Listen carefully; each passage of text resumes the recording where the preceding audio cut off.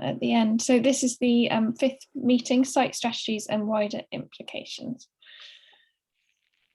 So the agenda for today, environmental impacts, so daylight sunlight, which is Lichfield, so Dan will cover that.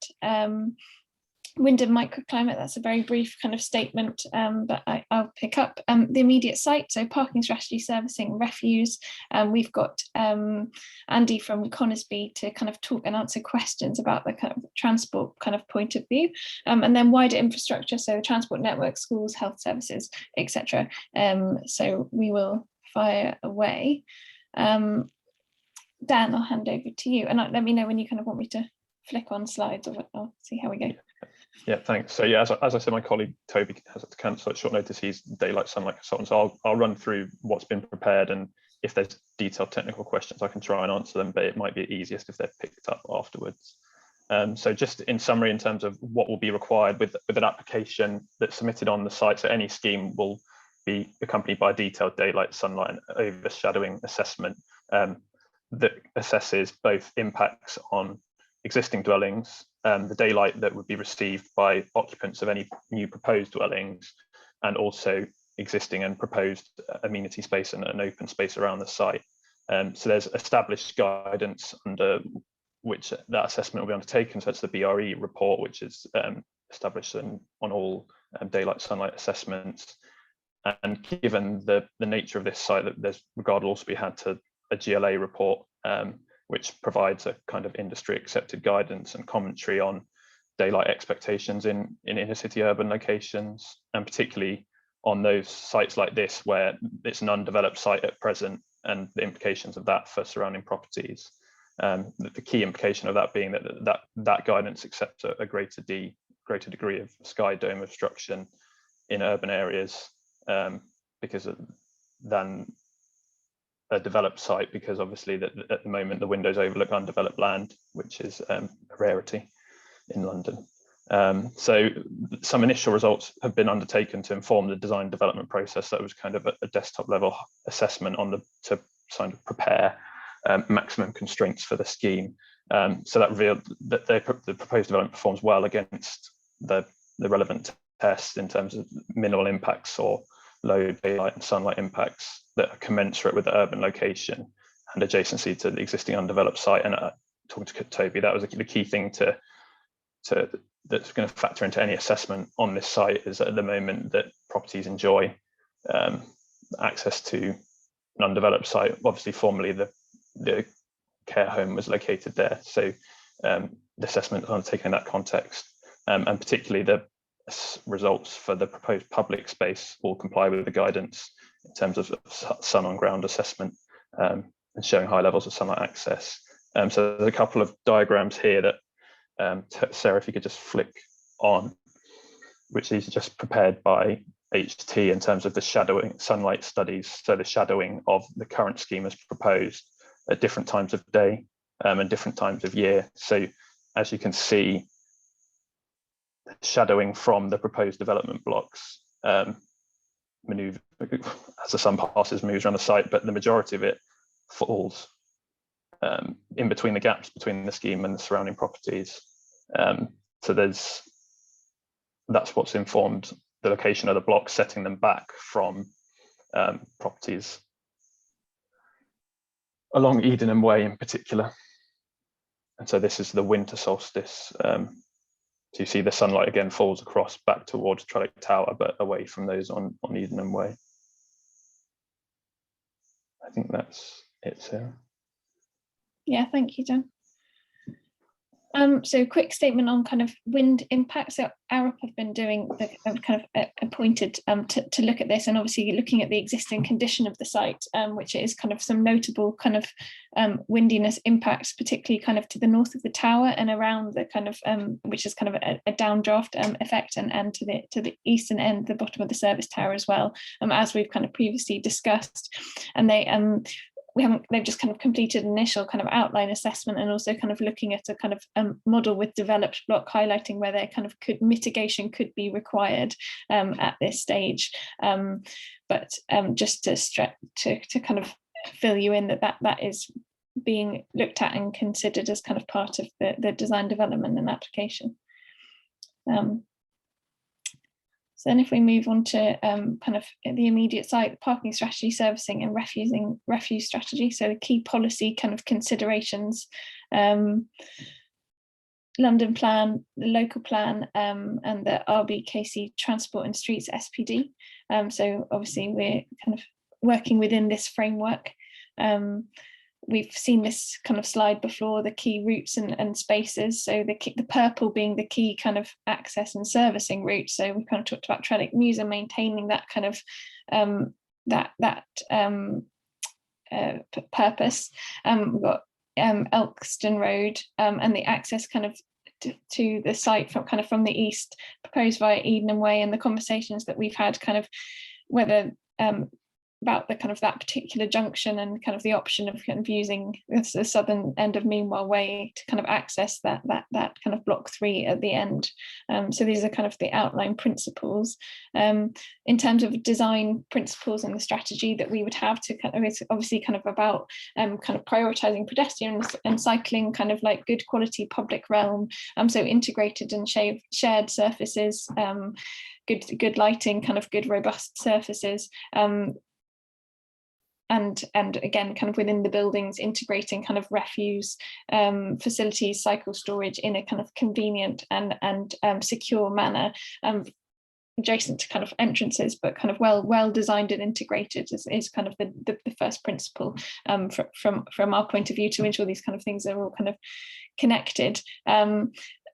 Obviously that this is a kind of a tracking layout that Conisbee have provided. I don't know if Andy, you might just kind of quite kind of concisely summarize how you kind of look at these kind of drawings, like what's this drawing showing, what are you looking at when you're kind of assessing the site. Yeah, of course. Apologies, I'm not Rusna, by the way. I just couldn't work out how to change the name at the bottom of the screen. That shows you my level of competence. I mean, basically, the drawing that we've got here is showing there's a number of swept path diagrams on the same drawing, which makes it quite confusing. But what we've looked at here is the range of vehicles that we anticipate will service or deliver goods and services to the buildings, both the existing building along Trellick Mews as well as the new buildings. And you know, it includes RBKC, so Kensington and Chelsea refuse vehicle. It includes small vans and light goods vehicles and larger vehicles as well that will bring goods, you know, to the various entrances and servicing areas that Sarah mentioned earlier. So we've got Edenham Way on the east, we've got Elkstone Road along the south, and we've got Trellick Mews along the western part of the scheme. And what we do is we essentially drive the vehicles, which is what these paths are, around the layouts that we get from the architects and identify any areas that perhaps need to be redesigned, and then we can determine whether, you know, the scheme works in terms of servicing effectively. And could you just touch on quickly, like the level of like how many vehicles you kind of anticipate and how you kind of go about surveying and monitoring kind of the use of these roads and routes? Slightly. What we've done, I mean, we do quite a lot of this around London. So during the early part of lockdown last year, we went out and did a survey of a scheme in the centre of Croydon, which is, I think it's about 300 dwellings. And we set up people for the whole week, counting the number of servicing deliveries and movements to this one particular development with 300 houses. And I think based on the surveys, and that includes both small courier vehicles, so it could be cycle couriers, it could be motorcycle or scooter deliveries, so food deliveries, it covers postal deliveries, it covers refuse, it covers the whole range.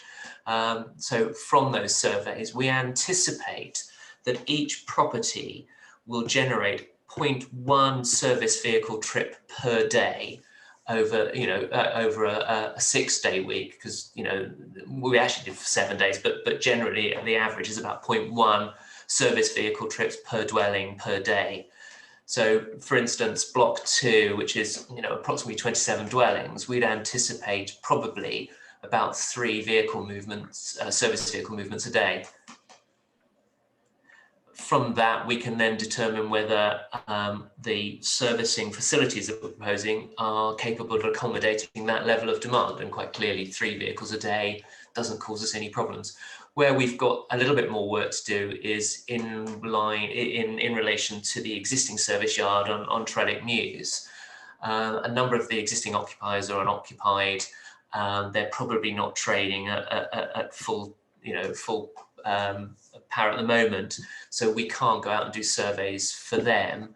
And what we may rely on is some empirical data to determine likely servicing demand for all of the commercial uses that potentially use that service yard at the moment.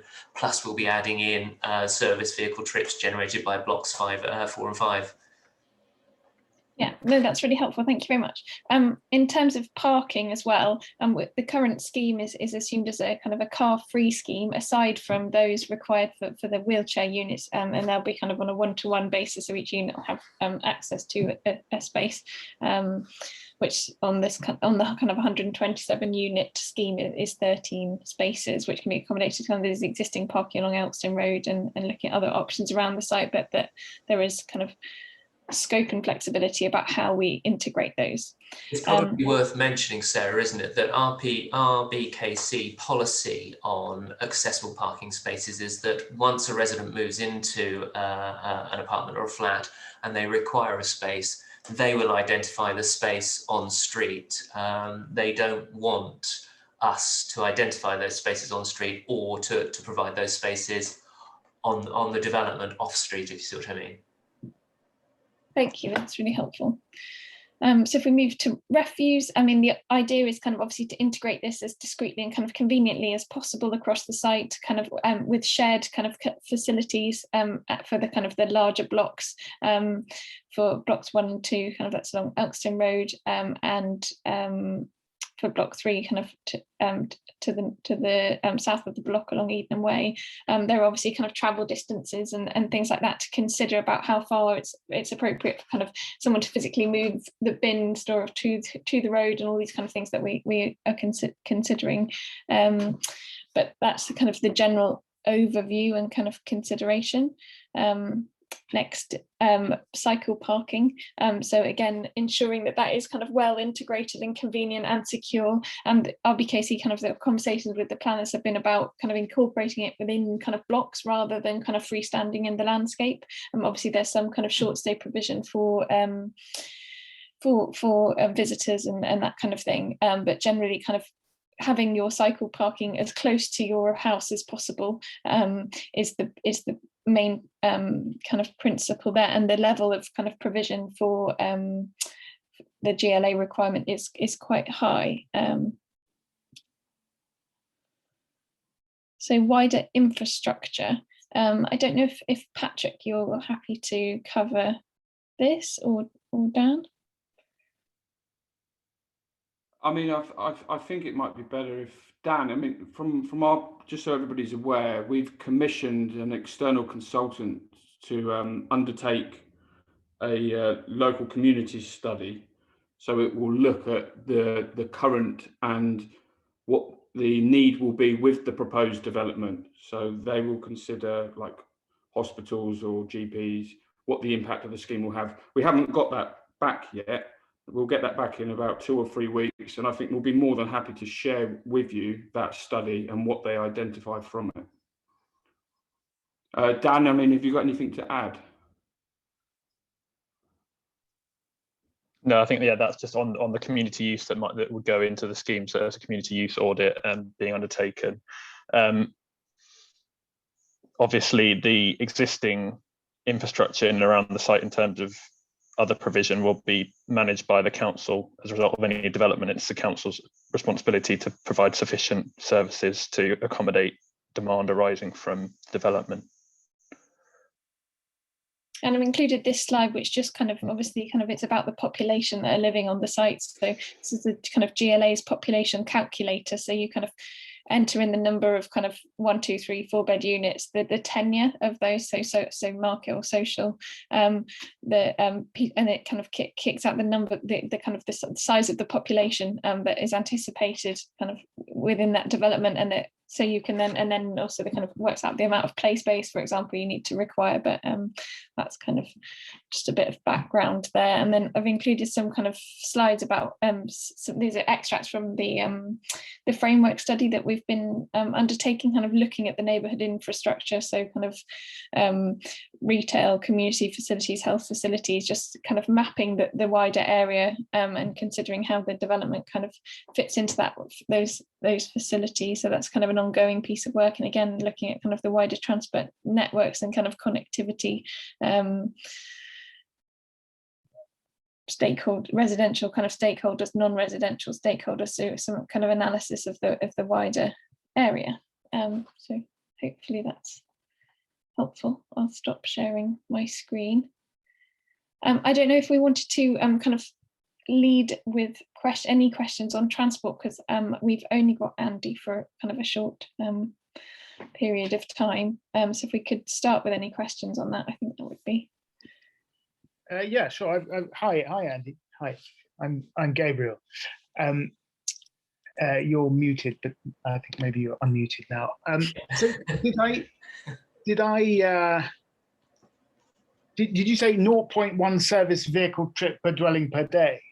Yes, yeah, that's from the surveys we did in Croydon, and actually it correlates to a figure that we've used in the industry for a number of years, but we wanted to try and see whether the lockdown restrictions, COVID, had an impact on that, because we anticipated that it would actually go up. And I think what we found was that there were more food deliveries than perhaps historically there have been, but actually the number of deliveries hasn't changed dramatically over that time. What about like Amazon stuff? Well, it's all included in that 0.1 service vehicle trip per dwelling per day. So, I mean, I get Amazon deliveries, but I don't get one every day. You get one every 10 days? I probably don't order Amazon that much, no.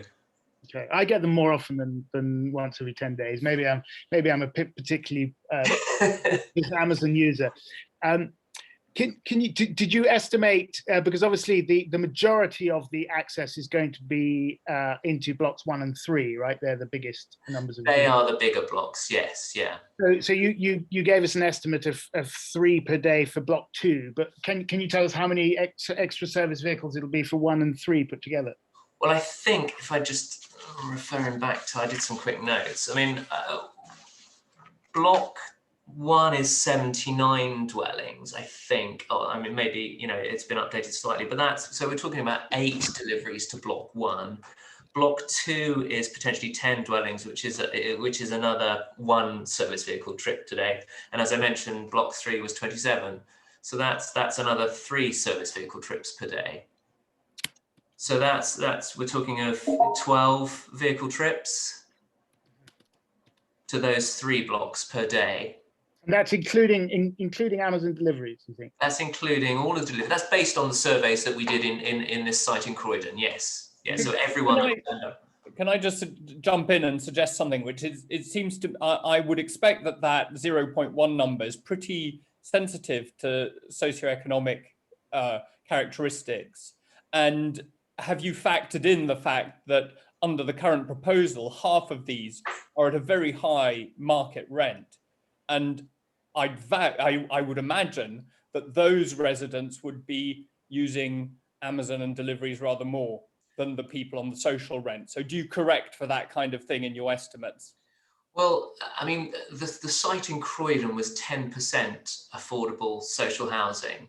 So 90% of those residents were private residents, open market housing. So yeah, but not at the same rent as an RBKC rent, so market rent, I would have. No, but I think we've done surveys at other parts, and as I referenced, that a figure that we've used historically, and I'm talking over the last 20 years, is 0.1 service vehicle trip per residential dwelling. And no, we don't adjust for tenure, social, economic factors. It's an average across London that we've got that data from. So there will be some sites that are slightly higher and there will be some sites that are slightly lower.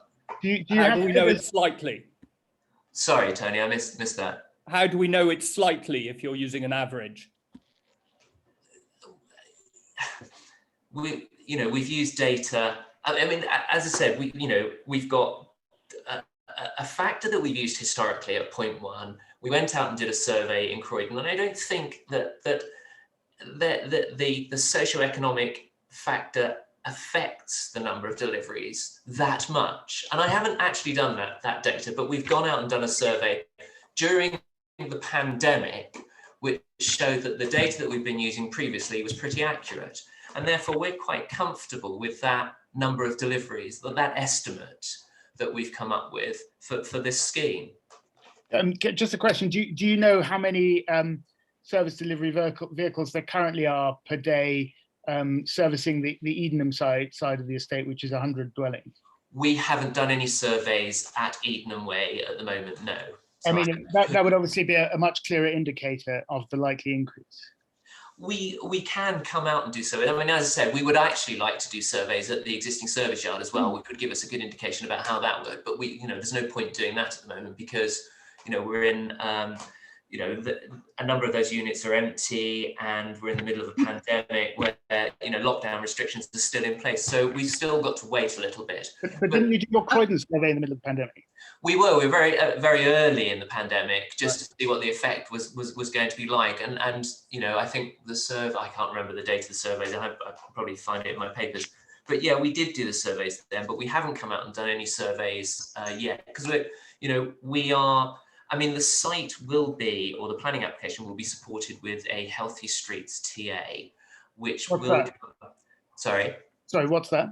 A Healthy Streets TA is TfL's new guidance for transport assessments for new developments in London that looks at a number of factors. I mean, it was one of the policy documents that Sarah mentioned earlier. It was actually the first policy document that Sarah mentioned earlier, and it's policy T2 of the London Plan, if I recall, which talks about 10 healthy streets indicators. And as part of that, we will look at servicing and deliveries in a strategy. And I think as part of that transport assessment, we will come out and do some surveys and see whether there is some sort of socio-economic impact, in Kensington and Chelsea, as opposed to Croydon, as opposed to Tower Hamlets, as opposed to anywhere else in London. But I think that, it's fair to say that there are pockets, in London where there are big discrepancies in socio-economic factors. But, what we found is that 0.1 has been quite accurate. Excuse me, I would just like to jump in for a second and draw attention to this site layout that you've got the vehicle survey. And I would just like to point out that currently the vehicle access stops right before that second to last U-turn on the eastern side. So basically there's some bollards made of bush-hammered concrete, which are original from the Goldfingers estate. And there's a large section dedicated to emergency access where there's not even possible to stop your car legally. And every single day that area is jammed with trucks and deliveries. So I'm a little bit intrigued, considering that as far as I've seen all the drawings, the outline, the red outline of the development proposed actually stops before getting to that emergency site or bollards, or so it doesn't even take in consideration all that area. However, on this site layout, it's almost like showing that through the planning application and everything, you're proposing to go much through and change all that street structure. If I could just another thing that I'd like to say, in that very corner, there are deliveries not only for the block C, but for the block E as well, because currently there's a barrier and no one can access by car all that area of block E. So all deliveries are stopping right there in the corner, that T junction between the houses and the block.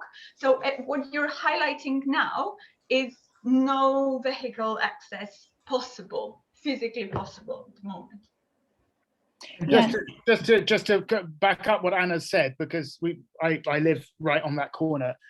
There are literally dozens of deliveries every day in their service vehicles coming in dozens of times. Exactly what you're showing now. Yeah, exactly that line is the emergency access, which is no vehicle stopping. The bollards are exactly where your mouse is pointing now. Yeah.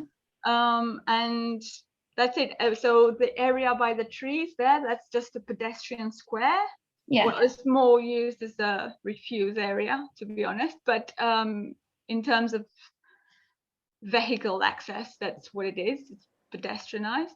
Well, just to kind of set out our position, obviously this is something that is kind of extremely important and kind of needs to be looked at, and that's kind of Andy's job to understand and get a solution that is kind of working well with the existing and proposed kind of buildings. The red line, I guess, of our site incorporates, is kind of goes up to those bollards, incorporates those trees, includes that whole square, and as we've kind of talked about, kind of the landscape strategy, taking into that space and kind of creating a kind of I'm a bit intrigued that you took the square as part of the site, but that square is sort of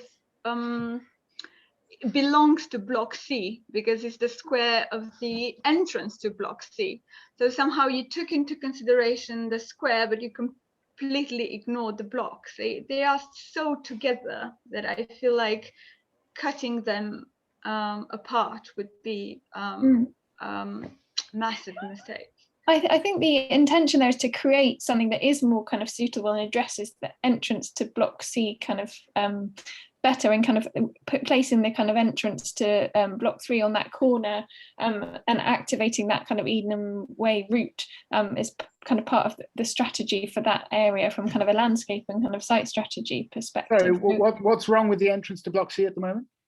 I think it's created, and obviously nothing kind of wrong with the actual entrance itself, but creating the kind of the public realm in front of it and kind of including kind of that space as part of the landscaping strategy and potentially kind of servicing strategy, whether that is via Edenham Way or kind of Meanwhile Way, the kind of options to be looked at, and the kind of understanding from residents' point of view is particularly helpful. I'm just wondering how the entrance to block C is improved by having dozens of service vehicles going through it every day.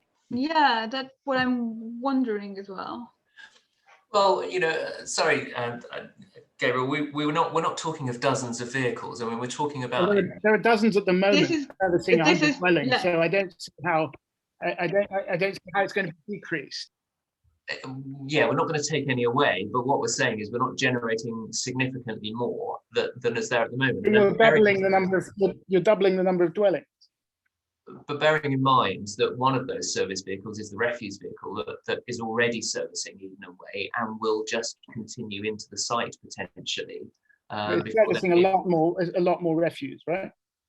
Sorry, I didn't get that. It's servicing a lot more refuse. It's servicing a lot more residents, yeah, absolutely. But refuse. Well, yes, because there are more residential dwellings.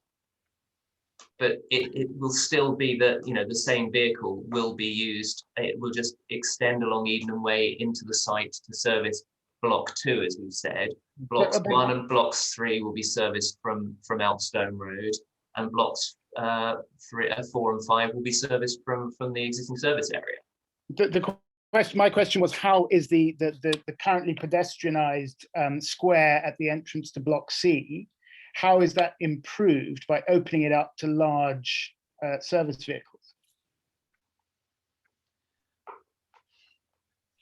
And can I ask about the option, like an alternative kind of solution where you're kind of accessing Meanwhile Way, along Meanwhile Way, and then obviously you need to kind of turn around any vehicles at this point. How would that, you feel, kind of, we obviously the Edenham Way access remaining as existing, and kind of an additional access route via this that just kind of don't connect. Does that, how would that kind of configuration? Meanwhile Way to be a garden, as you have suggested in the past. Yeah, and it's currently there are loads of trees there. Actually, it happens to be probably the most vegetation-rich area out of the whole site. I'm not sure whether it's by nature or by planning, but it's full of trees, especially now they're like cherries in blossom and things like this. I think it would be a pity to take those old trees down, of course. Going around them with the heavy vehicles might not be so pleasant. It might not go so well with the leisure side of things. I would personally suggest maybe to have this, it's very rough, but just have the vehicle accessing, the servicing in that area where the Arup study was saying to mitigate the access because it's way too windy, which is the current access between block 1 and 3, as that wind study said. That's the worst area for pedestrians anyway. So it's also much closer to the main junction, the cars coming from Goulburn Road. So it's just, yeah, I would try to, it feels a little bit more natural, but just by very quick. Sorry, Anna, I'm not entirely clear.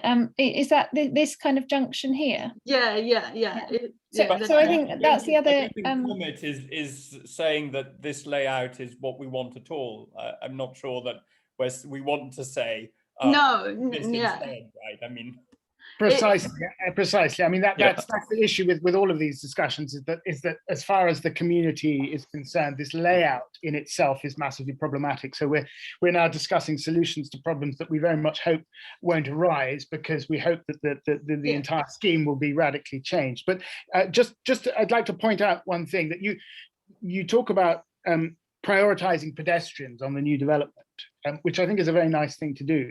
But with the current layout, you are prioritizing pedestrians on the new development that is to the west of anything to the west of new blocks 1 and 3, and anything to the north of new block 2, at the expense of the pedestrians on the eastern half of the estate, so blocks C, E, and D, right? So you're massively proposing to increase the vehicle traffic in a very narrow cul-de-sac in order to achieve prioritizing pedestrians for the other half of the estate. So what you're effectively doing is not only are you physically cutting the estate in half with a physical barrier, cutting it down the middle, you're also creating a two-tier estate where one half of it becomes pedestrian-free and green at the expense of the other half that then pays for that in noise pollution, air pollution, and safety for pedestrians.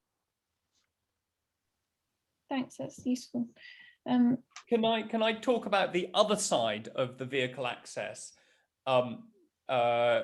before we lose our expert on this? I think, have you taken into account the access needs of the shops on the parade? So one of the Comet members is Goldfinger Factory. They're extremely concerned about their own access needs for their workshop and for their shop. And they have related to us that Cost Cutter, which has multiple deliveries per day, is similarly extremely concerned. Have those needs been taken into account in this piece of planning? Well, I think what I'd like to point out is that we are not affecting the servicing to any of those units on Goulburn Road. So, you know, the factory unit, the shop units, the Cost Cutter, we're not taking that away. What we're saying is that, or what I would like to be able to do, is to go out and determine how well used those facilities are, so that we can work out what management we need to put in place. But we are not taking anything away from the existing commercial occupiers on Goulburn Road. So your map, is that incremental over and above what they're already using? Sorry, say that again, Tony, I missed the first bit.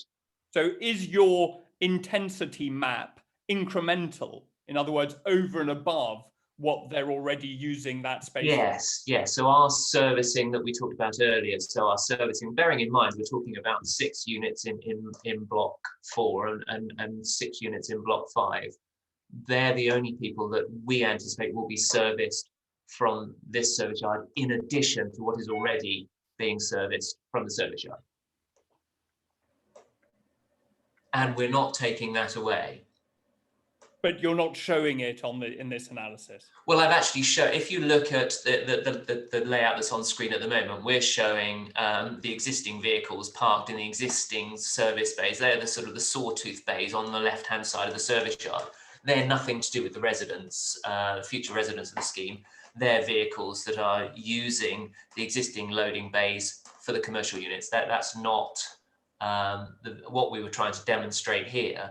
Was that whatever proposals we do on the other side of meanwhile on Trellick News doesn't affect the ability of the existing occupiers to service their existing properties. Got it. Thanks.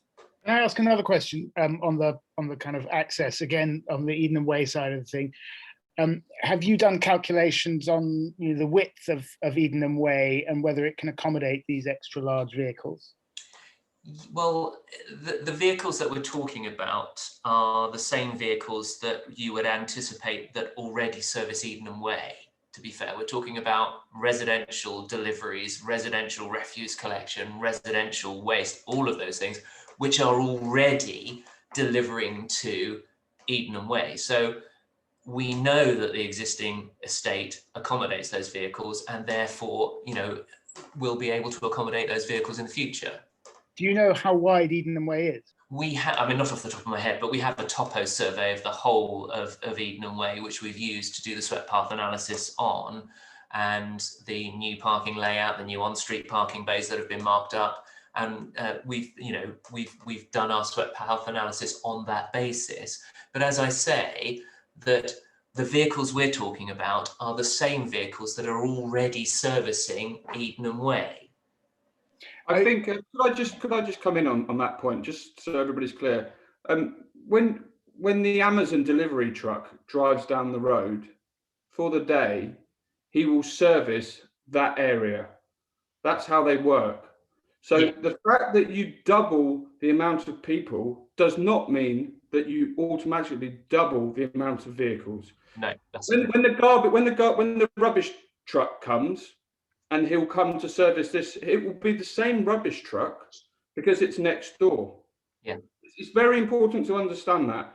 When the Tesco's delivery man comes and he drives down the road, unless people have paid extra, they will often do the street in the same time because it makes sense. Patrick, thank you for your explanation. I literally live on the corner and I see it every day. So I can tell you for a fact that there are dozens of... Yeah, I can imagine. There's hundreds of companies, isn't there? There are hundreds of delivery companies. Exactly. Yeah. And what I'm saying to you is that I find it very hard to believe that if you're doubling the number of residents in that area, which you're proposing to do, you're not going to significantly increase the number of delivery vehicles. Also, are you aware that the Eden Way is so narrow that the refuse vehicles quite often have to reverse up the road, reverse down Elkston Road to get into it?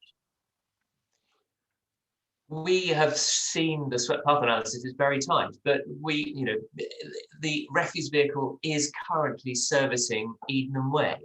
I'm aware of that. As Patrick has said, it's the same vehicle will just extend into the site to serve the proposed development. However, even if it's the same truck, the same vehicle, and the same Tesco delivery guy, if he services double the amount of people, he will stay parked there for double the amount of time. Well, even if it's the same guy or the same truck, they're going to spend much more longer to take double the refuse. And currently, because I think I live right across Gabriel or something like this, because I overlook that square every single day, and it's the refuse is taken several times a week because there's too much refuse already. We can barely cope. It's overflowing every day. This is actually an issue that we have locally. So yeah, That's just we I suppose hope this development is going to ease our refuse burden, not increase it, of course. Yeah, that was the point I was about to make, Anna. I mean, obviously, understanding your comment, we've discussed density and number of units previously, but the approach to servicing and refuse is going to have to be addressed regardless of the number of units that go on there. I appreciate that if there's less units, it means less movement, but in terms of what issues that you see around there at the moment, or potential options that would improve the situation for you, and Gabriel, just any suggestions, because you and live on the site, you're aware of how things operate day to day, so there's a difference between how things work in reality to how they work in technical practice, but we need to understand both parts of that to inform design development. Yeah, but I'm just conceptually, there seems to be a confusion going on, because on the one hand, you're saying that it's 0.1 vehicles per dwelling per day. And on the other hand, you're saying, but they're all the same vehicles, so it won't really increase. Which is it? Well, I think what you'll get, Gabriel, is a mix of additional vehicles, because, you know, maybe Just Eat isn't servicing, you know, your property or the neighbour's property or anyone else along Edenham Way, and actually in the future they're going to come along and service that one. But there's going to be a mix of existing deliveries already to Edenham Way, which will continue into the estate, or they will stop on Elmstone Road to service the units at the front, or they will go into Trellick Mews to service the units on Trellick Mews. And there will be others that are new to the area. So it is a mix. How many new ones do you anticipate? Sorry, I missed that bit. How many new ones do you anticipate? Well, we haven't, you know, we can't go out and say, you know, do a survey of Edenham Way and say, okay, well, we had 3 Just Eat deliveries today going to number 1, number 5, and number 6. And we had 3 Amazon deliveries, and we had 3 Tesco's deliveries, and 1 Waitrose. I can't tell you how many of those are then going to go and continue into the estate and how many are going to be new. What I've said to you is, as a worst case, the scheme will generate 0.1 service vehicle trips per dwelling per day, and as a worst case, they will all be new. In practice, they won't be, but as a worst case, they will all be new to the road network. Wait, so the maximum extra we're going to get is 12 extra deliveries per day? Yeah, that's the analysis based on the surveys that we've done in Croydon. So you think that the new development is going to be having significantly fewer deliveries than the existing dwellings then? I didn't comment on how many service delivery trips were to Edenham Way, and as if you recall, I did say at the beginning we haven't done a survey of Edenham Way, and you might think that you're in a completely different socio-economic you know, level to everyone else, but I haven't done that survey, so I can't comment. Right, I'm just trying to get a handle on how accurate your estimates are for. Well, as I said to you before, you know, traditionally we haven't based them on any surveys. We've used this figure of 0.1 service vehicle trips per dwelling per day that's been around for about 20 years. What we decided to do was, at the beginning of lockdown, we went and did a survey in Croydon of a fairly new development of 300 units, to do a survey to see the impact. And actually the numbers are fairly consistent across the days of the week and everything else. So we were quite comfortable with the surveys that we've got.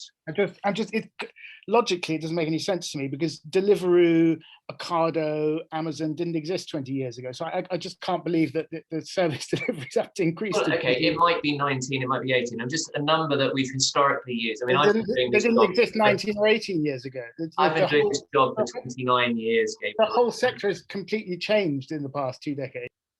Yeah, and you're right. But also people are now moving away from using Amazon and thinking, well, rather than lining Amazon's pockets, I want to use a local company, and I'm quite happy to walk to Goldbourne Road to buy my food, or I'm quite happy to walk to the local greengrocers, or I'm quite happy to walk to the local cost cutter to get my food rather than have it delivered by Tesco. So there's a real mix there, isn't there? And yes, people are getting more deliveries, you know, in certain areas, and people are getting less deliveries because they're making that choice of not lining, you know, these large companies. Did I understand you correctly that you don't think there will be extra refuse truck trips because they're the same trucks, or there will be extra ones? What we anticipate is that the refuse vehicle that is currently driving along Edenham Way will extend to pick up the refuse that's from block 3.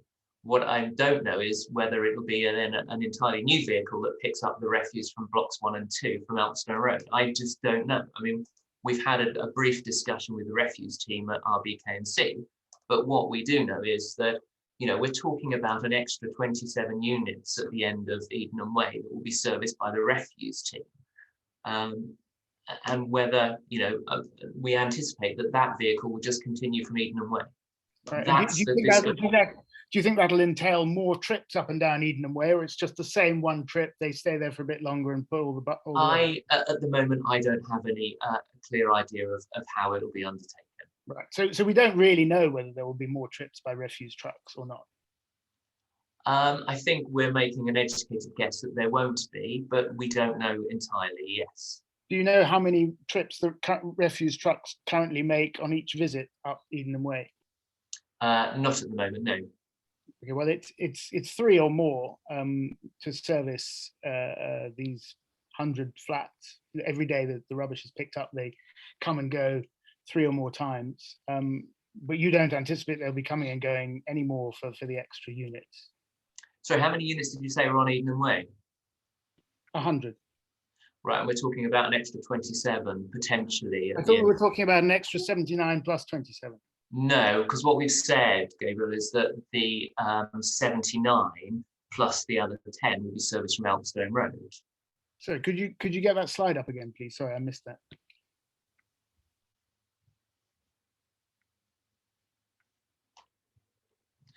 Do you want to go? Well, so block 1, which is the largest number of units, is got 79, potentially 79. I don't know whether it's the exact scheme. With the refuse store located at the south west corner of the building. It's not going to come into, it's not going to be picked up from Edenham Way, it's going to be picked up from Elphinstone Road. Block 3. Sorry, why is, like, there's no green stuff there on the south end of the building? Because we know that vehicles can travel along Elphinstone Road without having to make any turning movements or anything else, so there was no need for us to check the swept path of the vehicle going along Elphinstone Road. Yeah, I apologise if that wasn't entirely clear when we kind of introduced this drawing. So a tracking drawing, so they're looking at kind of potentially problematic areas, kind of swept paths, turning circles, where just to kind of ensure that they will work successfully. Where we're collecting kind of along Elphinstone Road, the main kind of entrance and point for blocks 1 and 2, and the refuse is located. It's on the next slide, Sarah. Yeah, is located kind of along Elphinstone Road, and so it's the refuse and deliveries only to block 3 that are accessed along there. Sorry, I should have put that up earlier if that was unclear. And then block 3, or the other block on Elphinstone Road, will be individual bin stores to each of the individual properties. And on blocks 5 and 6, there will be a communal bin store at the sort of end of the service, west corner of the scheme. And with the communal bins for block 6, block 5, and the potential commercial space, would that be collective commercial residential waste? No, the residential bin is always separate from kind of the commercial kind of facility, and obviously as yet kind of that space is undefined, so it's just a kind of a nominal allowance. So what is the allowance for the commercial units, for the existing commercial units and the Golden Square Parade? So not talking about the existing commercial, the kind of the new commercial space. I know, but where is the allowance for the existing? That's kind of within at the base of the existing service tower, isn't it? They've got their refuse store there, which will be untouched. Right. But and within the kind of, I guess, the red line of our project includes the base of that service tower, enabling us to kind of provide a kind of, because at the moment, obviously, those bins are kind of are not necessarily well enclosed or well managed. So that will enable us to kind of look at kind of comprehensively at the refuse kind of strategy for those units and the site, and for blocks A and B as part of the scheme. which hopefully will be kind of a benefit to the Muse, and it is required. Yeah, in whichever direction the development goes, it's a critical point to definitely nail down, I think, is the holistic approach to the commercial and the residential waste. No, that's useful and noted. Can I just clarify something on parking? You said that RBKC don't want us to provide parking. They want to sort it out themselves.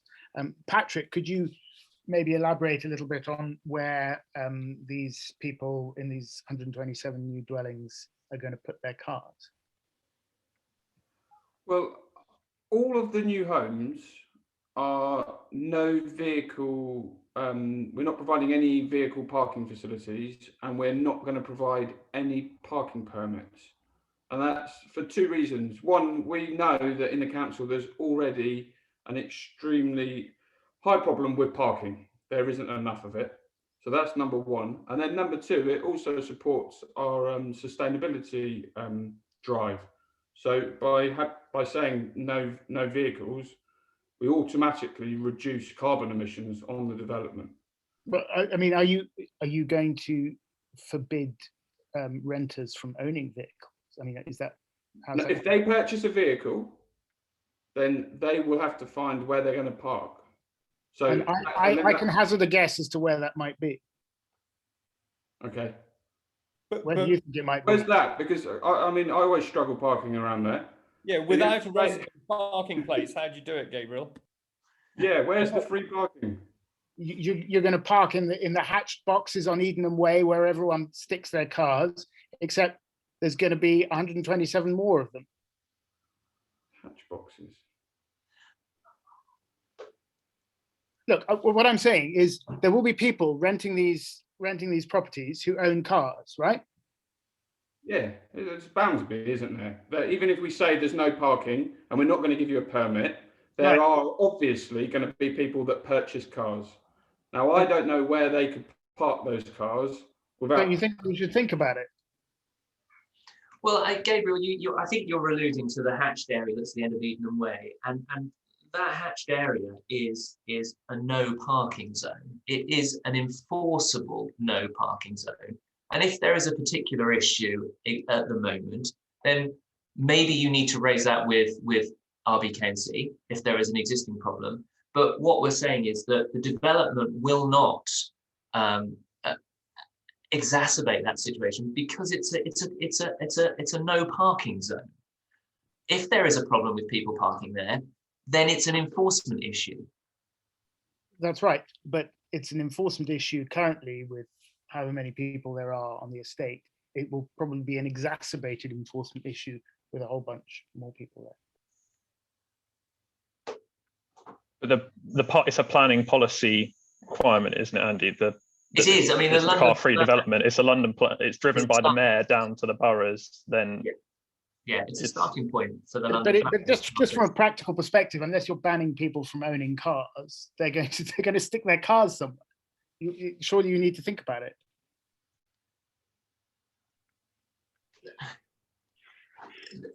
You can't ban people from owning cars, but what you can help is to get people to make informed choices.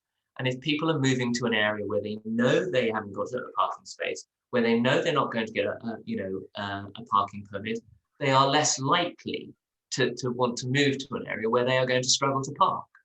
And that we've got to move away from this sort of mindset that people need to have a car. People don't need to have a car. People don't need to own a car. There are so many other alternatives to using a car that we should be moving away from providing parking spaces, particularly providing free on-street parking spaces for people, which we're moving away from. People don't need to own a car. In this location, people don't need to own a car. I think some people do need to own a car. There are people with disabilities and all kinds of issues. And they are well protected. As I mentioned in the very brief presentation, there is a requirement to provide accessible parking, and RBKC's policy is if a resident has the need for a accessible parking space, they will provide one. And that will be through converting an existing parking space as an accessible parking space. That is their policy. That is the policy within which we're working. Kick the tires pretty well on this vehicles question. Should we move on to the other? Yeah.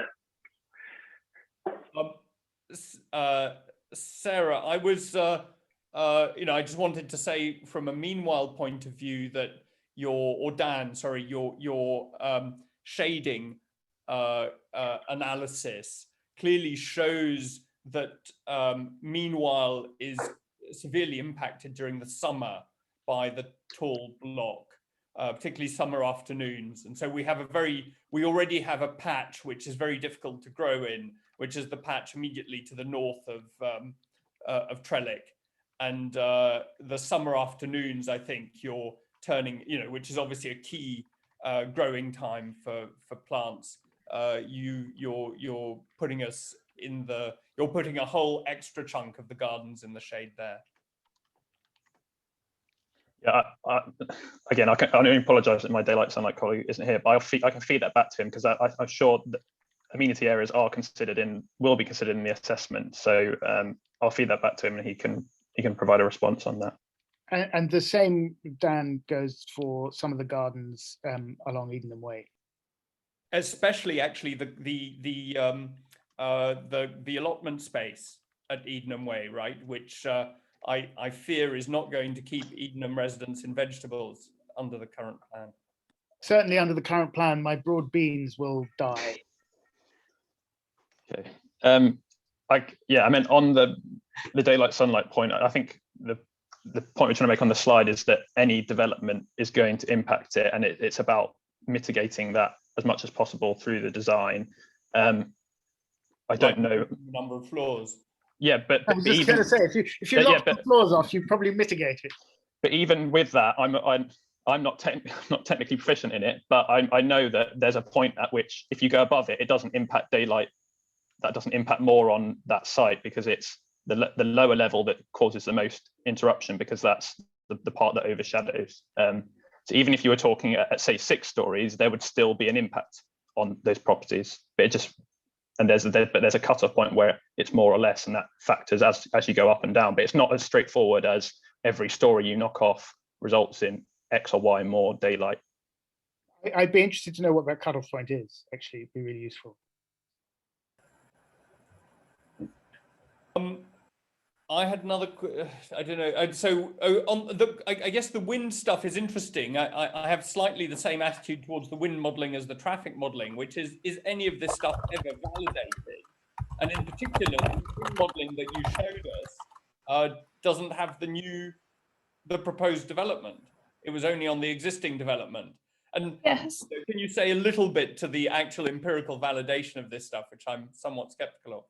Definitely. So what we shared with you is kind of the initial desktop study, which looks at the existing kind of condition, and then is a desktop analysis of a kind of a 3D model. The next step would be, once kind of, it's a really expensive process, so it's once kind of a design is supportable to kind of test it, we'd have a wind tunnel testing, or kind of what if that I think is the route that we've kind of agreed to go down with the planners, but they'll kind of have input into the kind of the methodology and kind of level of testing that's required, but currently being discussed kind of a wind tunnel testing where you test different scenarios and different mitigation solutions, and it does kind of impact like that high level study, kind of where you're positioning entrances, kind of which particular kind of points or junctions of the building are kind of particularly vulnerable. I think the relationship between blocks particularly kind of it's quite sensitive in terms of kind of the proportion of the opening relation to the kind of the facade and those kind of things. I mean, I'm not the expert, but we've been working kind of closely with Arup on that. And yes, this is the initial kind of testing, the areas that they're concerned about, that we'll look into more detail in the next stage and kind of look at the mitigation kind of options in the design. Do they actually put a physical model into a physical wind tunnel? I must admit I was slightly surprised at that myself, but that is how they do it, and they model it kind of with whatever kind of air movement around it, and kind of it's a scale model and it's in a scale wind tunnel, hence the process kind of being particularly expensive. And you have kind of your slot and you test the different scenarios you want to test, which are physically modeled and put in there. There's no mechanical or digital substitution for doing it in that way, apparently, which is surprising. I appreciate it. Thanks.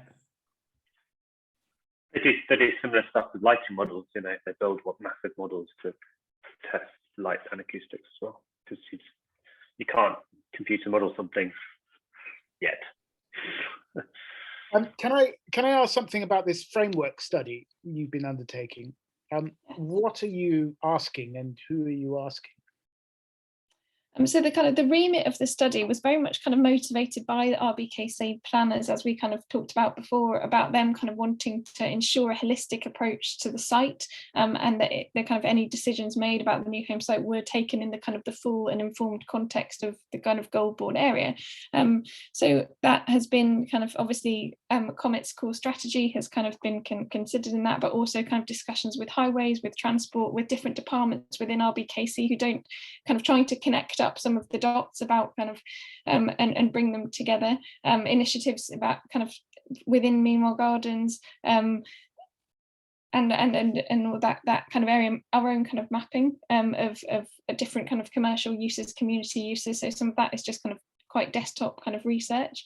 Hopefully it's just a kind of a starting point really from which to understand the neighbourhood and bring those things together. But it's also an evolving and live document, and as kind of different initiatives come forward, that they can kind of feed into it and be informed. So we've kind of concluded, I guess, our first pass on that information. We'll discuss it with the planners as well, about how they want to see that kind of informing the application, and discuss it with RBKC. So it's kind of a live and evolving document really. I'm sorry, I didn't really understand. So you've concluded your first pass. Who are you talking to? So it's RBKC that commissioned the piece of work. And who were the consultants who were commissioned to do it? Howard Tompkins. Right. So who were you talking to, and what were you asking them? So we've kind of identified kind of various stakeholders, but it's not purporting to be a kind of a totally inclusive kind of piece of work. We've spoken to various individuals within and departments within RBKC. We've spoken with Comet. We've obviously had these sessions which have informed kind of some of the understanding. On which point, can I just say you've got the stakeholder list wrong of Comet on the slides you presented. Most of the organisations in your second group are members of Comet. Useful to understand. Thank you, Tony. Sorry, just to clarify. So you were talking to Comet and various other stakeholders, and other departments in RBKC, but you've concluded your first pass. So these discussions are not part of that framework study. So we haven't yet presented the framework in full to Patrick and Martin, who are kind of our clients on that piece of work from RBKC, all the planners. So we've kind of fleshed out the structure of the report, and we'll keep working on it and keep feeding into it as more information kind of comes forward and starts to shape the application. And it's again designed to kind of inform the application and kind of what the scheme as it develops. So it's kind of a movable element. I suppose what I'm trying to find out is, are these discussions that we're having now, are they part of this framework study, or is that a separate thing? I think it's quite a lot of it's detective work, and kind of it's not necessarily very joined up. And I'm sure Patrick won't mind me saying kind of the different departments kind of within the council and different initiatives and different kind of that pieces of work, that ideas that are kind of emerging about the factory site, for example, that we're kind of finding out about through this this platform, which is useful to us, useful to the council, and kind of bringing them together and trying to kind of create these relationships. That's. But are these discussions part of the framework study? No, I wouldn't say explicitly. It's all useful. But it's not going. Sorry, it's not. It's useful, but it's not going into the framework study. It's not a record of them, but obviously there are things that you've talked about, which are kind of initiatives that we've kind of followed up. Well, it's an interesting question to me, because at some point a framework study will be presented, and that will be presented as sort of having spoken to all the stakeholders, etc., etc. So if you've done your first pass and we're still talking about all this stuff, so that's obviously not going into it, then I would question the sort of holistic nature, as you said, of this framework study. Yeah, it's a valid point, and I think, I mean, the idea of it, I guess, is that I mean, we'll put it out there and it's immediately out of date. The area is changing kind of so rapidly, and that kind of thing. So it is just it's kind of a point in the sand full discussion. What's it for? What's it going to inform? So I mean, the reasoning behind this piece of work, as I said, was kind of driven by the planners, kind of want and need to address the site holistically, address it in the Edenham way, kind of not just look at the site in isolation, but to look at the neighbourhood and kind of ensure that kind of all those different kind of factors are being kind of considered, key routes and spaces, kind of different pressures on the site are all kind of being thought about. All the stuff that we're discussing here. Yes, I don't know if Dan, you want, it would be help, and an answer from you might be more satisfying to Gabriel. Could I just come in? I mean, yeah, of course. This steering group is about the Edenham development. Obviously, there is the wider infrastructure, there's the wider scheme, the framework study. The purpose of the framework study was to identify specific areas that the council can use in the future to plan to improve the area. So it's looking as a holistic, the whole area, and it's the start of it. These conversations, though, are about the Edenham development. Unfortunately, we cannot have the Edenham development and everything else going on at the same time, happening at the same time. It's not going to happen. So there's public realm works, there's the highways department have got a set budget for doing some street improvements. We're not going to hit it all in one go, but we are planning. So the framework study sets it out so that there is a framework. Yeah, I'm just trying to be clear on what the framework study is for. So it's not for the development; it's for future improvements to the area. I suppose it's about joined up thinking in terms of any development that comes forward here doesn't compromise other works that the council might be planning in the wider area, so that when you're developing a layout for the site, that it doesn't say overlap with an area of public realm work, so the council's doing 2 bits of work once and that's only discovered down the line. I think that's internally, Patrick, correct me if I'm wrong, but it's about making sure that there's joined up thinking in terms of proposals in the area. Yeah, so for example, in the new development, if we choose a type of paving material that it might match, if highways are doing something, that everybody's aware of it, so that there is cohesion in any future design. Right, so it's more about... Sorry, go ahead. Slightly more kind of, I don't know, I'm looking, I mean, some of the things we looked at about was the kind of the character of amenity space, and obviously we talked about last week the kind of the character of Godbourne Square versus kind of Edenham Square and Meanwhile Gardens. So it's just kind of an opportunity to look a bit wider than the site, which obviously we're kind of doing as part of the kind of the new home site development, but it just kind of is a bit of a wider kind of structure for those kind of things, obviously down to the detail of paving slabs potentially. At the moment we obviously haven't got to that level of resolution, but potentially. And I think, I mean, other framework study being, I guess, I mean, we struggled for the term, it's not a master plan, it's not something kind of top down where someone's kind of taking ideas kind of, and it's working with what's there and what's kind of coming forward, and as Dan says, trying to make sure that it's kind of, there's some joined up thinking going on. Can I share it? Have you seen it? Because we can share it. No, we haven't. I'd love you to share. I mean, I asked you to share it with us when you first mentioned it in the first iteration of this. We haven't seen it, and I think it, you know, as comment, I think it would be really useful for us to understand this a little bit in a bit more detail, because we obviously want to help, and our purpose, purpose of comment is also to look more widely, at the area, at the triangle. We're concerned about the wider area as well. I understand that. So our interests are sort of aligned in that way, and it would be really hugely helpful for us to see, what you're planning to do with this framework. I think study. Patrick, it might be your calendar that's the current obstacle. So in terms of discussing it first, and then we can definitely share it. And just to understand a little bit better the brief for that bit of work, perhaps, so we can then align our comments activity, and see where we can help, and looking at the different developments across the Triangle as well. I have another question about a study. Sorry, go ahead. Can I zoom in terms of the needs assessment on the question of health needs? Patrick, I think you told us that you had an agreement with the Goulburn Medical Centre to move to Kensal Road. Is that still on? And the second, and what about the Meanwhile Medical Centre? Is that part of your conversations? Sarah, have you talked to both of those institutions as part of your needs assessment? Tony, I'm not privy to that. Martin, who's our development colleague, he's aware. I don't know. So I'd have to ask Martin.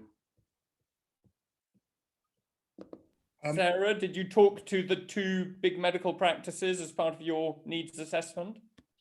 Not personally. On this, the community space audit is being undertaken by kind of independent kind of research professionals on that kind of subject. And yeah, it would be Martin who would be able to answer that question, and we can pass that to him directly. So that's a separate question from your quasi master planning, is it? The provision of health infrastructure? Yes. Oh, but also the NHS CCG would be they'd be consulted on any application. So if a need arose for additional funding, that could be secured through the application. So just in terms of their need and how that's managed as because they're a statutory consultee.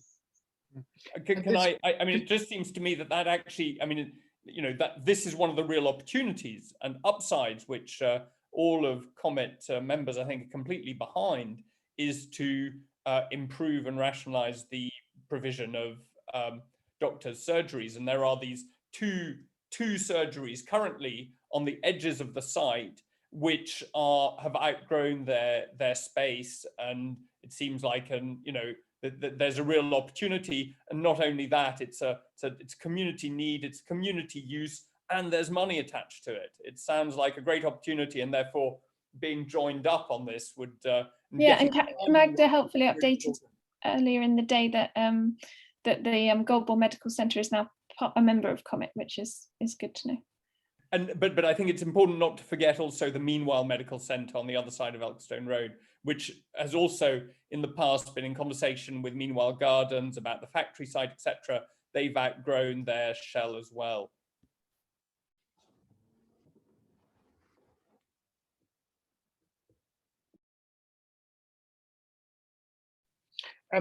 Can I ask about this community use survey? Patrick, you said you'd commissioned an external consultant to undertake local community study to look at the needs. And I assume you meant the kind of medical, that kind of side of things there, is that right? It includes an array of community needs. So yeah. I think, yeah. So like the purpose of it is obviously the policy, the SPD and the local plan policy outline the need for a scheme to include a community use. But the planning department have been clear that if we're proposing a use, it shouldn't become a white elephant because it is duplicating something that's already there, or that there's not a need for the type of use that's being proposed. And the planning department have been clear that what their preference would be is to secure a tenant as part of the application, so that the space could be specifically designed for that. But if that's not achievable or feasible, we've agreed that we have a sort of a leasing and marketing strategy in place to make sure that space does get leased, so it doesn't become a vacant unit. But yeah, the audit is looking at all the different spaces that are available in the community at the moment and the typologies of them, not just size or who they serve, to make sure that anything that goes in there doesn't put one use out of business by virtue of re-providing something that is already there. And where are we at with that study? They're still ongoing at the moment. I think it's due the end of the month, I think, Sarah, the first draft. I know it was a 6-week exercise initially, and it finished about 3 weeks ago. And is that also a Howarth Tompkins exercise? No, sorry, yeah, I shouldn't have directed that, Sarah. No, that's a separate consultancy there. Who is I just wonder who they're talking to. The consultants I know that they are talking to like the head of culture within the council and the NHS rep within the council. I've had to provide them with a lot of contacts within the council. So I think there's the education, for example. But they've also been, their brief is, it's a quantitative study. So in terms of looking, not necessarily asking surveys of people, because people will say, oh yeah, of course we need more space, or we don't need more space, but actually doing a quantitative assessment of what spaces there are, and if there are gaps in that might be suitable for a use on the site. Say if it was a community, an affordable workspace, or a business enterprise hub, or something along those lines, in terms of a quantitative need that isn't provided at the moment, rather than saying to existing people, would you like to have more space? Because inevitably the answer is generally yes to those types of questions. And just to be clear, they're not talking to the local community. No, they're not consulting residents about it. It's more a quantitative assessment. And can I just ask, is that quantitative assessment being done of the whole area as the quasi master plan from Howard Tompkins, or is it just in relation to the development? It's a development, isn't it? Yeah, it's in terms of providing a space in the development, because the policy requires that any scheme to provide a space, regardless of what is in the local community. The policy requires provision on site as part of any scheme. Can I suggest? I mean, it seems a little bit backwards, back to front, right? I mean, Sarah made a very good argument for why one needed to look wider, and when it comes to, let's say,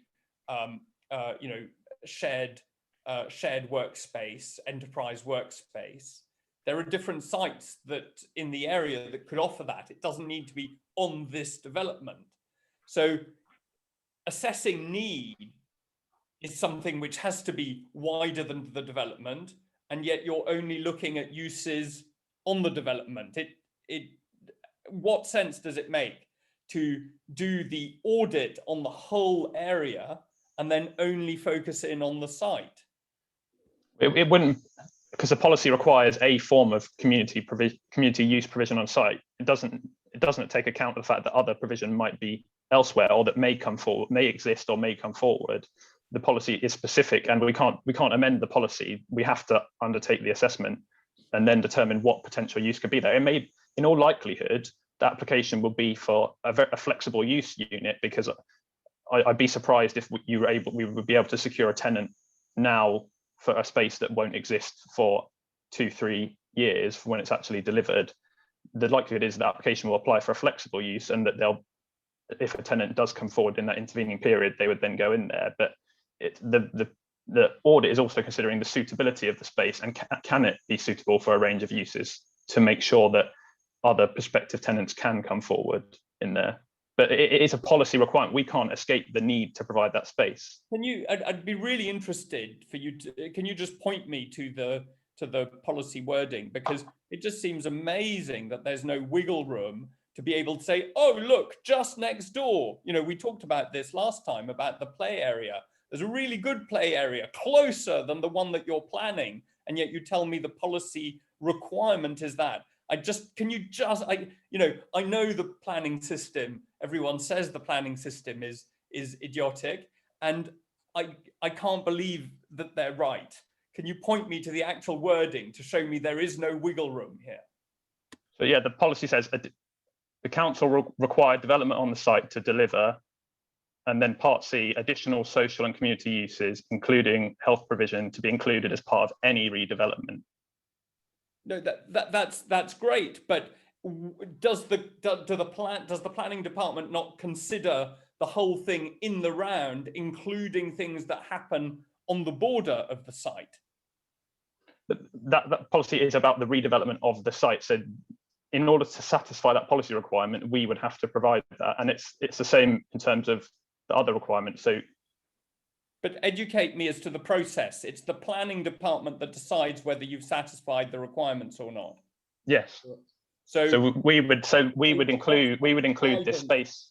They've, in the pre-application discussions, they said you need to undertake this study to show us what uses could be provided in there in order to meet that policy. because the policy doesn't specify a unit. Can you point me to the guidance, to their guidance on how they make that assessment? It just seems so illogical what you're saying. I know that you're probably right, but I just want to know that it's as illogical as you're saying. Yeah, as I can tell you as a planning consultant, there's a lot of illogical in policy, but the policy says the council will require the development on the site to deliver additional social and community uses. It doesn't I agree, but provide that's leeway. very broad, right? That's very broad. You could have, you know, one piece of social. I want to understand how the planning department takes, you know, makes its decision in the round. So where's the guidance about how it makes the difficult trade-offs about, is this enough, is it not enough, and what can they consider, what can't they consider? I mean, you know, again, I'm sure. I mean, it sounds terribly, terribly irrational what you're saying. I totally believe it, but please point me to something that explains how the planning department comes to this, to, you know, actually enforces such illogicality. Sorry, I didn't hear the last part of that, Tony. Point me to the guidance of the planning department about how they judge in the round whether a development complies. I'm sure they judge it in the round and not, it's not a tick box exercise for them, presumably.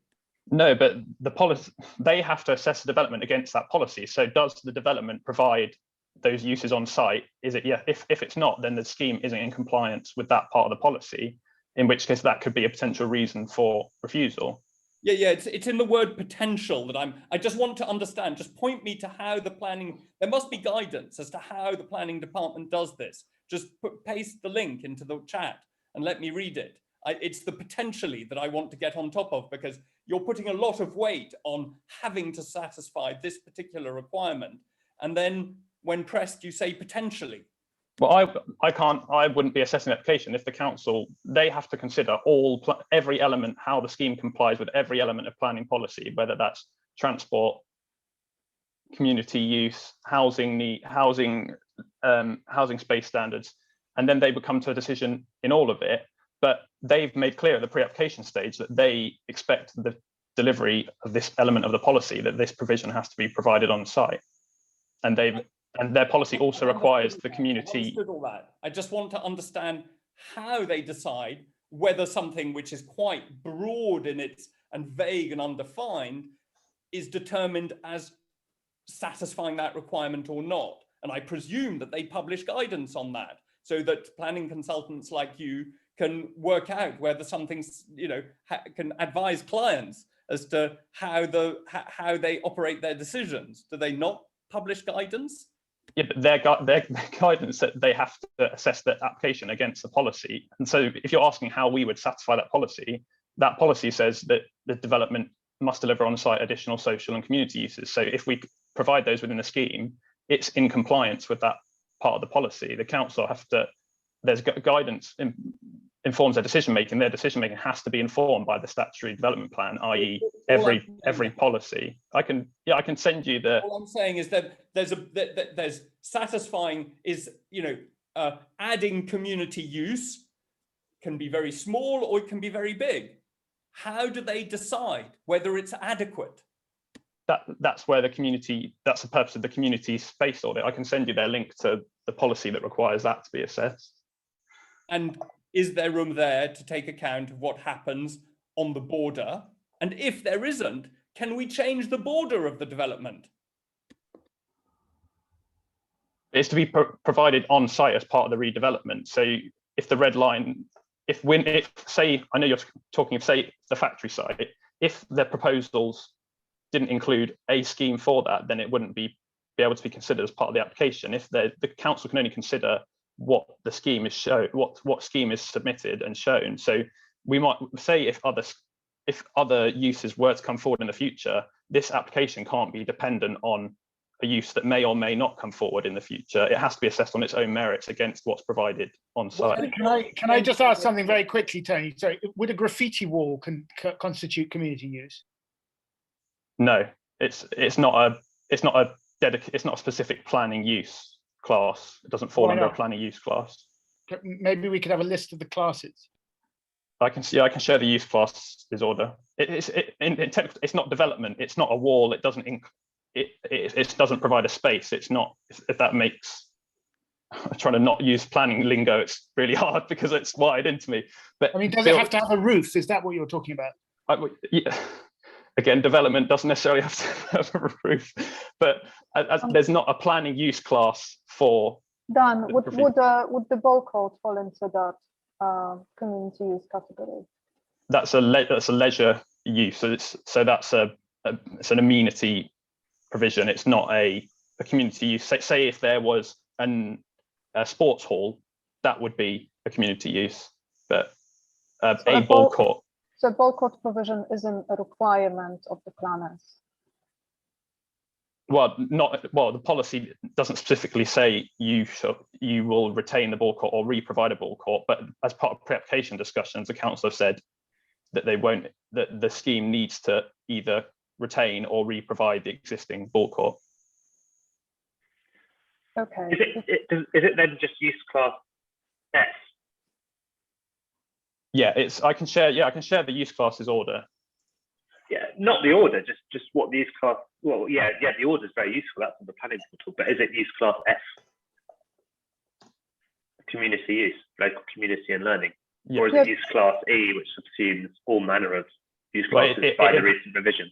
We would probably apply for a flexible use of both, because then that would, as I sort of said earlier, would provide the flexibility for different uses to come forward. So, for instance, use class E includes things like creches and day centres and nurseries, but it also includes medical and health services. But the F use class is like learning and non-residential institutions and local community uses, so halls or meeting places. Yeah. So on that basis, it's going to be because it's a large potential community use on the site, it's going to be either E or F, and that's subject to change, or the mix of that will be in the application. Yeah, so we would just apply for E/F1/F2 so that there's flexibility, and then there'd probably be a condition saying whatever use goes in there needs to be defined before it goes in there, and to make sure that it doesn't impact beyond what was anticipated as part of the application.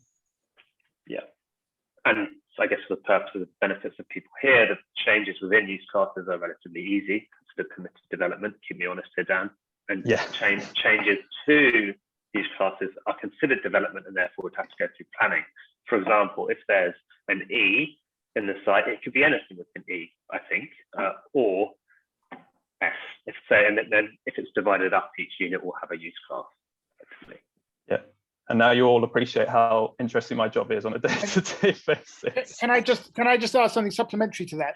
The use class that was previously on the site of the now coach park, i.e. an old people's home, has that disappeared from all considerations regarding this development? That's been erased from the history books, has it? Well, the use is no longer. That's not the use at the moment. The use at the moment is a lorry park. That's the authorised planning use of the site. Right. So that also, as I understood your explanation on the light and shading, it's sort of being classed as a vacant lot. Yes. Undeveloped lot. Obviously, by definition, you've got to knock something down before you can build something new on it, right? So how long does something have to be knocked down before it the daylight assessment doesn't have any regard to what used to be there. It assesses the site as it is at the time of application. So the fact that there was development on there before, it won't be like, well, this is what the impact was, versus if there was a care home on there, that wouldn't be a consideration. Right. So you can basically tactically create more shading into people's homes by tactically knocking stuff down before you put in an application. No, but the situation is more difficult without the building there, in terms of from a development point of view, because there's more light at the moment. Oh, right. If the block was still there, it would be more beneficial to put my developer hat on. So it would be right. It'd be harder to justify the shading if the old people's home was still there. No, it would be easier because at the moment there's more light because the old people's home's not there. So development will impact that light because there isn't development there. But if there was development there, you'd have an existing situation which could be considered. And I don't know for sure, but I imagine there'd definitely be less light as a result of the old people's home. Right, I'm there. sorry. So I misunderstood that in the presentation. I understood that because it is currently an unused area, the planning allows for a greater degree of reduction in sunlight. But you're saying it's the other way around. Yeah, no, the guidance is just it's just how you consider the space. That's what the guidance. It doesn't say you're allowed to lose more light as a result. It's just how the assessment is considered because it's a vacant site in London. Right. I'm sorry. I'm just.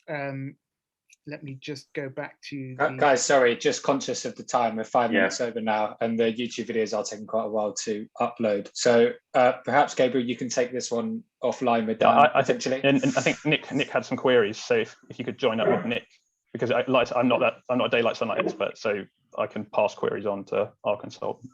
Yeah, well, okay. We'll collate them and send them through. That'll be the easiest way. Thank you, James. I think that makes sense. Perfect. All right. Thank you, everybody. Have a nice evening, and we'll endeavour to get it back up online tomorrow. Thank you. Thanks, everyone. Thanks, everyone, as always. Very grateful. Thank you. Next Monday. Thank you. See you Monday. Bye.